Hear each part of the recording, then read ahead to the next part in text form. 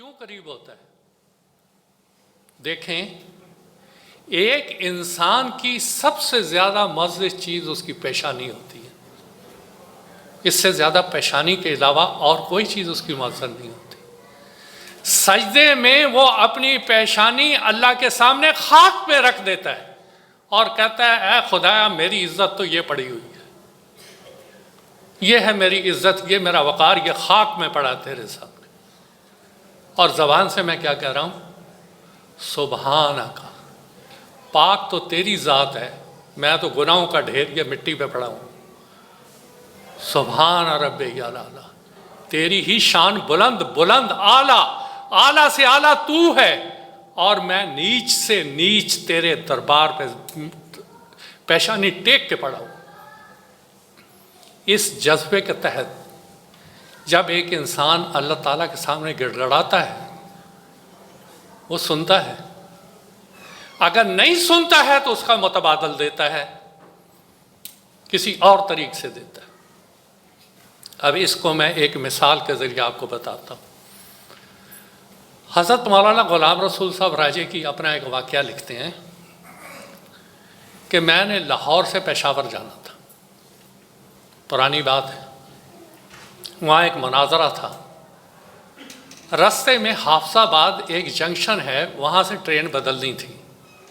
جیسے ہی میں لاہور سے وہاں پہنچا تو میں نے کلی سے پوچھا کہ پشاور والی ٹرین کہاں ہے؟ اس نے کہا وہ جا رہی ہے. میں اس کے پیچھے بھاگا، وہ ٹرین اور تیز ہو گئی اور تیز ہو گئی اور نکل گئی. اب 24 گھنٹے کے بعد ٹرین آنی تھی.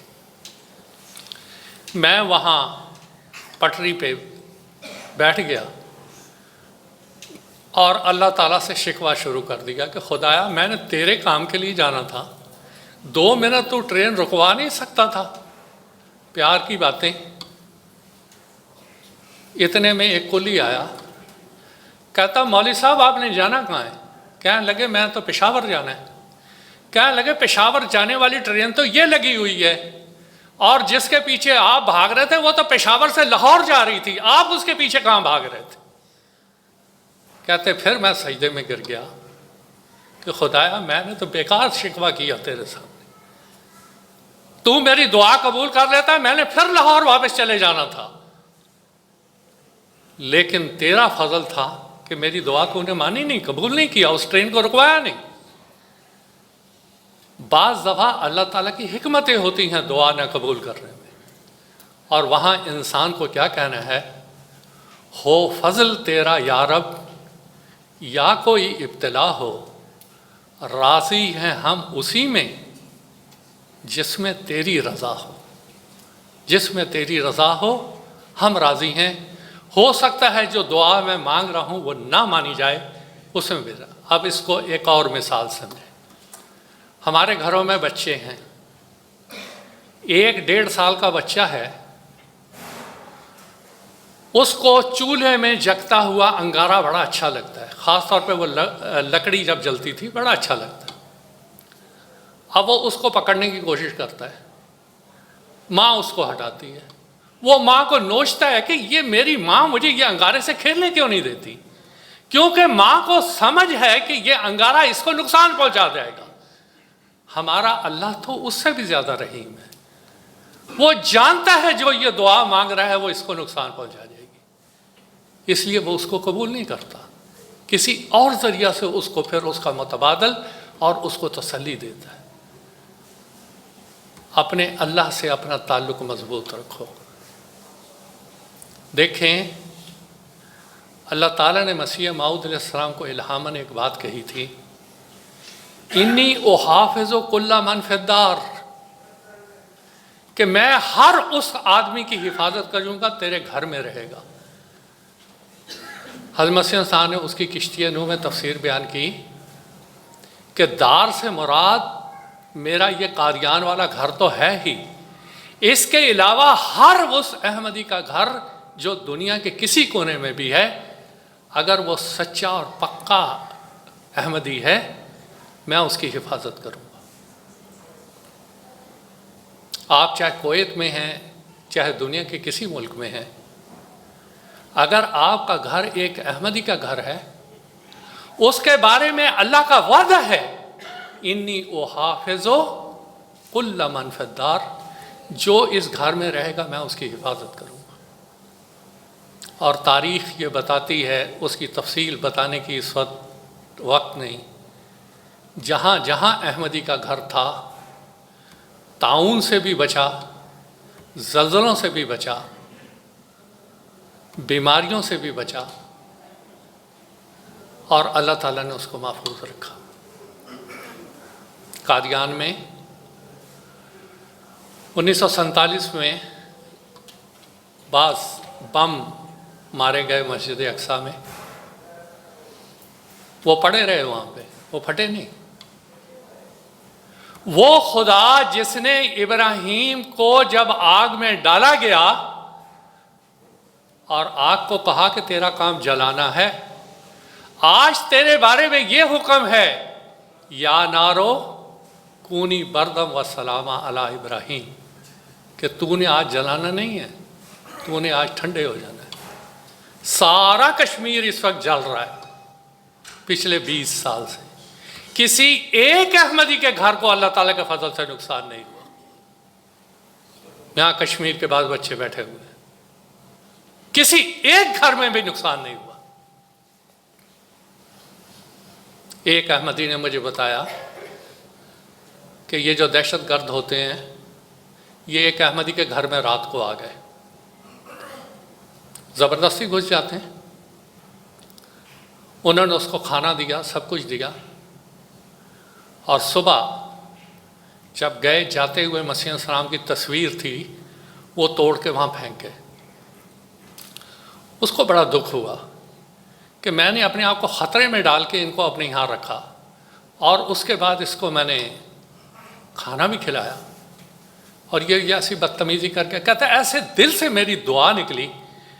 2 دن کے بعد میں نے دیکھا کہ ملٹری والوں نے، انڈین فورس نے اس کو گولی ماری اور رسی ڈال کے کتے کی طرح گھسیٹتے ہوئے ہمارے گھر کے پاس سے لے کے گئے، اور مجھے وہ تصویر یاد آئے اور اس کا چہرہ یاد آئے کہ اللہ نے کیسی میری دعا سنی، اور میرے دل کو اس طرح سے اللہ تعالیٰ نے تسکین دی کہ انی مہین مر ارادہ احانت کا۔ سارے کا سارا کشمیر جلتا رہا، اللہ تعالیٰ نے ایک احمدی کو نقصان نہیں ہونے دیا۔ لاکھوں مرے، کوئی احمدی اس میں شہید نہیں ہوا۔ آسام میں زلزلے آئے، کئی جگہ زلزلے آئے، وہاں حد آ کے پانی کی رک جاتی ہے، حیرت ہوتی ہے کہ نہیں، بس اس سے آگے تیری حد احمدی کے گھر کے لیے نہیں۔ تو میرے بھائیوں، ہمیں جس خدا سے حضرت محمد صلی اللہ علیہ وسلم اور حضرت مسیح موعود علیہ السلام نے ملایا ہے، وہ تو خدا بڑی عجیب قدرتوں والا ہے، بہت عجیب قدرتوں والا ہے۔ اس کی قدرتوں کا تو اندازہ نہیں لگایا جا سکتا۔ کتنے ہی ہم محروم ہو جائیں گے اگر ہم اللہ تعالیٰ سے اپنا تعلق بنا کے نہ رکھیں۔ میں نے آپ کو مثال دی، جب تک بچہ روتا نہیں، ماں دودھ نہیں دیتی، یہ قدرت کا اصول ہے۔ آپ مانگیں گے، ادعونی، مانگو گے ملے گا، بن مانگے وہ چیزیں ملیں گی جو تمہاری زندگی کے بقا کے لیے ضروری ہیں، لیکن جو آگے بڑھنے کے لیے ضروری ہیں وہ تم کو مانگنی پڑیں گی اور اس کے لیے جھکنا پڑے گا۔ ایک تو اس بات کو یاد رکھیں۔ دوسری بات، آج بہت سی تقریروں میں یہ بار بار دہرایا گیا، خلافت، خلافت سے وابستگی، خلافت کی اطاعت۔ عربی تقریر میں بھی یہ بات کی گئی اور دوسری تقاریر میں۔ کیا وابستگی ہے؟ زبان سے 100 بار کہیں، وابستگی ہے کیا؟ صرف زبان سے کہنا؟ یہ ایک نظام ہے اوپر سے لے کے نیچے تک خلافت کا، جو خلافت کے نظام کے تحت چل رہا ہوتا ہے۔ اس سارے سے وابستگی کا نام نظام خلافت سے وابستہ ہونا ہے۔ خلافت تو اور ہے، نظام خلافت پوری کی پوری۔ اس کو ایک مثال دیتا ہوں آپ کو۔ پرانے زمانے میں یہ جو بزرگ ہوتے تھے اولیاء اللہ، ان کے شاگرد ہوتے تھے، وہ اپنے شاگردوں کے ایمان کو آزمایا کرتے تھے۔ ایک بزرگ صوفی، ان کا ایک شاگرد تھا، 5-6 سال ان کی تربیت میں رہا۔ جب وہ روانہ ہونے لگا تو اس بزرگ نے اس کو اپنے گھر میں دعوت کے لیے بلایا، اور جو 4-5 نئے آئے تھے ان کو بھی بلایا۔ اب جو 4-5 نئے آئے تھے ان کو تو اس نے گھر کے اندر بلا لیا کمرے میں، اور ان کو بٹھا کے کھانا کھلایا، بڑا اچھا کھانا کھلایا، اور اس پرانے کو کہا تم باہر جوتیوں والی جگہ پہ بیٹھ جاؤ۔ سارے حیران ہو گئے کہ اتنا پرانا یہ اس کا شاگرد، اور اس کو گھر کے ایک کونے میں بٹھا دیا ہے، اور ہم کو کمرے کے اندر بٹھا کے کھانا کھلا رہا ہے، اور اس کو روٹی کے اوپر تھوڑی سی سبزی ڈال کے دے دی کہ یہ کھا لے۔ جب کھانا کھا چکا تو اس صوفی بزرگ استاد نے اس پرانے شاگرد کو کہا، میرا جی تو چاہتا تھا تمہیں جوتیوں والی جگہ پہ بٹھا کے جوتیوں میں کھانا کھلاتا، مگر میں نے تھوڑا سا تمہارا احترام کر لیا اور تمہیں گھر کے کونے میں بٹھا کے کھلایا۔ وہ شاگرد پورا شاگرد تھا، اس نے کیا کہا، میرے استاد، میں اس قابل تھا کہ مجھے جوتیوں میں بٹھایا جاتا، مگر یہ تو آپ کی شفقت تھی کہ مجھے اندر چوکھٹ کے بلا لیا آپ نے۔ میں تو اسی قابل تھا مجھے جوتیوں میں رکھا جاتا، یہ تو آپ کی بڑی مہربانی ہے مجھے اندر بلا لیا۔ استاد نے کہا تم کامیاب ہو گئے۔ وابستگی اطاعت اس کا نام ہے کہ دل و جان سے پھر وابستہ ہو جانا، اور جو بات سمجھ نہیں بھی آتی اس کو اللہ تعالیٰ کے حوالے کر دینا کہ یہ بات مجھ کو نہیں سمجھ آ رہی، اے اللہ تو ہی سمجھ اس کو۔ آپ یقین جانیے، یقین جانیے، یقین جانیے، یہ اللہ کا قائم کردہ نظام ہے۔ جو آتا ہے وہ اللہ کی تقدیر اور حکمت سے آتا ہے، اور جو اللہ کی تقدیر کے مطابق نہیں بنتا اللہ اس کو درمیان سے فوراً ہٹا بھی دیتا ہے۔ اور اس کی تاریخ کا، ارے بھائی ذرا یہ 2 منٹ بات ختم، یہ مجھے بات کرنے دیں، اس کے بعد جو مرضی کر لیں، چلیں جائیں۔ اس کی ایک مثال میں آپ کو دیتا ہوں اپنی تاریخ سے۔ حضرت مسیح موعود علیہ السلام کے زمانے میں خواجہ کمال الدین صاحب ایک ہوتے تھے جو بعد میں لاہوری جماعت میں شامل ہو گئے۔ وہ لاہور میں تھے، وہاں ایک اور مسیح صاحب کے صحابی تھے، قاضی امیر حسین صاحب رضی اللہ تعالیٰ عنہ، بہشتی مقبرہ قادیان میں دفن ہے۔ ان دونوں کا کسی بات میں جھگڑا ہو گیا وہاں پہ۔ خواجہ کمال الدین صاحب کہنے لگے تم دیکھتے نہیں مسیح السلام میری کتنی عزت کرتے ہیں، جب میں قادیان جاتا ہوں میرے لیے خاص کمرے کا انتظام کرواتے ہیں، میرے لیے خاص کھانے کا انتظام کرواتے ہیں۔ قاضی صاحب 2 منٹ خاموش رہے، کہنے لگے خواجہ صاحب مجھے بھی پتہ کرواتے ہیں، لیکن فرق یہ ہے کہ حضرت مسیح السلام کو پتہ ہے کہ آپ کی ساری احمدیت اسی پیٹ کی ہوئی ہے کہ آپ کو یہ ساری سہولتیں ملتی رہیں، آپ کو اچھا کمرہ ملتا رہے، آپ کو اچھا کھانا ملتا رہے، آپ کو اچھا عہدہ ملتا رہے، اسی پہ آپ کی احمدیت ٹکی ہے۔ اور جس دن یہ چھن گئی آپ کی احمدیت بھی مجھے لگتا ہے خطرے میں پڑ جائے گی، اور وہی ہوا۔ قاضی صاحب کہتے ہیں میں تو یہ بھی نہیں پسند کرتا کہ حضور کو میں 2 منٹ کے لیے بھی تکلیف دوں۔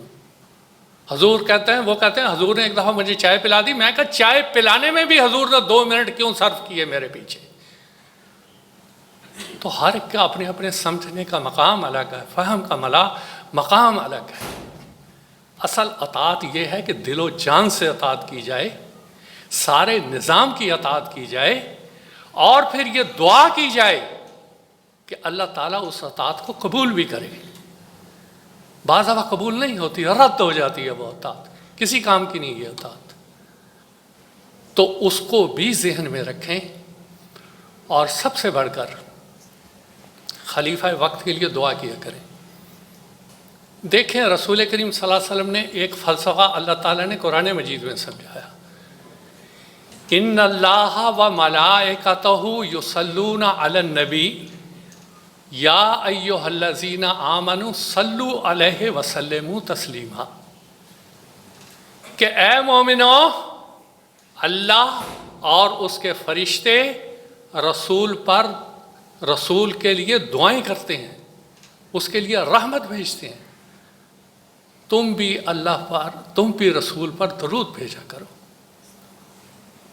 اللہم صلی علی محمد وعلی آل محمد کما صلیت علی ابراہیم وعلی آل ابراہیم انک حمید مجید. اللہم بارک علی محمد وعلی آل محمد کما بارکت علی ابراہیم وعلی آل ابراہیم انک حمید مجید. اب اللہ اور اس کے فرشتے رسول پر درود بھیجتے ہیں. اب رسول کی بعثت ثانیہ ہے مسیح موعود علیہ السلام. آگے آپ کا ہر خلیفہ آپ کا جانشین بنتا ہے، اور وہ بھی اس دعا کے زمرے میں آتا ہے، اس پہ بھی یہ اطلاق پاتا ہے. جس کے لیے اللہ تعالیٰ رحمت اور دعا اور افضال نازل کر رہا ہے، اگر ہم بھی لہو لگا کے اس کے لیے دعا کریں گے تو دعا کا ایک رستہ ہموار ہوتا ہے. اور اللہ تعالیٰ ہماری بھی دعائیں قبول کرتا ہے کہ یہ میرے قائم کردہ خلیفہ کے لیے دعا کر رہا ہے، مجھے بھی اس کے لیے دعا کر. اور باتیں تو بہت ہیں، وقت بھی زیادہ ہوتا جا رہا ہے. اب اس بات کو سمیٹتے ہوئے کہ جو کچھ ہم نے سنا اور جو کچھ ہم نے یہاں دعائیں کیں، اللہ تعالیٰ اس کا فیض آئندہ 1 سال تک جاری رکھے، بلکہ اس سے آگے تک جاری رکھے. شروع میں نے حضور کی ایک حدیث بیان کی تھی کہ اللہ کے فرشتے ان مجلسوں میں آتے ہیں. آج کویت میں اور کہیں ایسی مجلس نہیں ہوگی جہاں اللہ کا ذکر اس طرح ہوتا ہو، اور یقیناً فرشتے یہاں ہی آئے ہوں گے. اب وہ واپس جائیں گے اور اللہ تعالیٰ کو ساری کیفیت حدیث کے مطابق بتائیں گے. تو ہمارے بارے میں اللہ تعالیٰ سے وہ نیک باتیں کہیں. اور پھر اگر کوئی ہم میں سے ایسا ہے جس نے پوری توجہ نہیں کی، تو اللہ تعالیٰ فرماتا ہے اس مجلس میں داخل ہونے والا بھی اس برکت سے محروم نہیں رہتا. ہماری یہ اللہ تعالیٰ پر یہ توکل ہے، بھروسہ ہے، امید ہے کہ وہ ان دعاؤں کو ہم میں سے ہمارے حق میں ضرور پورا کرے گا، اور ہمارے لیے یہ ساری راہیں آسان کر دے گا، ہماری مشکلیں آسان کر دے گا. اور مسیح السلام نے ایک جگہ فرمایا، حاجتیں پوری کریں گے کیا تیری عاجز بشر، حاجتیں پوری کریں گے کیا تیری عاجز بشر. کر بیاں سب حاجتیں حاجت روا کے سامنے. آپ فرماتے ہیں مستقل رہنا ہے لازم اے بشر تجھ کو صدا، رنج غم یاس علم فکر بلا. جب تک تو بشر ہے، اس انسانی جسم میں ہے، تجھے مستقل رہنا ہے، لازم رہنا ہے. غم یاس فکر بلا یہ تیرا پیچھا نہیں چھوڑیں گے، نہیں چھوڑیں گے. نہیں تو انسان فرعون بن جائے، نہیں چھوڑیں گے یہ. لیکن آگے اس کا حل بتاتے ہیں، بارگاہ ایزدی سے تو نہ یوں مایوس ہو. اللہ کی درگاہ سے مایوس نہیں ہونا. بارگاہ اللہ کی بارگاہ، ایزدی اللہ. بارگاہ ایزدی سے تو نہ یوں مایوس ہو. مشکلیں کیا چیز ہیں مشکل کشا کے سامنے. بس مشکل کشا کے سامنے ہی جھکیں. اللہ تعالیٰ ہماری اس تمام مشکلات کو حل کرے. اللہ تعالیٰ آپ کو بے شمار برکتوں سے نوازتا چلا جائے. اللہ تعالیٰ آپ کو اور آپ کی اولاد کو خاص طور پر ان برکتوں کا وارث بناتا چلا جائے. آمین. اللہم آمین.